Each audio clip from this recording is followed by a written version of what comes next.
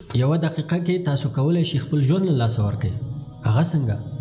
احتیاطي کوئ، موټر بې رقمه چلوئ، خیزونه وهئ، اخوا منډې ووهه، بریک نیسئ، بې ځایه اکسلیټر ورکړئ. پوهېږي چې یوه دقیقه کې ته د ټیلر نه نشي مخکې کېدلی، د غټ موټر نه نشي مخکې کېدلی، خو بیا هم ورځئ. خپل ژوند هم تباه کوئ، د بل مسلمان ژوند هم تباه کوئ، خپله کورنۍ تباه کوئ. یوه دقیقه ده بس، یعنې څو ثانیې دي چې دغه څو ثانیو کې ته ځان وژنې ته اچوې.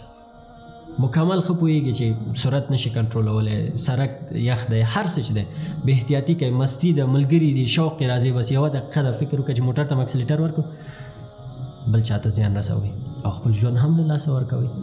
ولې باید موږ داسې وسو؟ یوه دقیقه فکر وکړئ، ډېر کم وخت نه دی، خو بیا هم د یو انسان د ژوند او د مرګ په منځ فیصله ده. موږ ولې باید دغسې وختونه له لاسه ورکړو؟ د یوې دقیقې غفلت د وجې خپل ژوند له لاسه ورکړي، د یوې دقیقې غفلت د وجې بل مسلمان په موټر ووهي، د یوې دقیقې غفلت د وجې یو حیوان په موټر ووهي. تاسو دې سړکونو کې وګورئ، بیچاره حیوانات زموږ نه په امان کې نه دي. ولې؟ صبر، حوصله هېڅ هم نشته. بس ځغله هر خوا ته چې موټر مخه کې راځي بس ځغلوئ. هسې مه کوئ، یوې دقیقې نه ګټه پورته کوئ.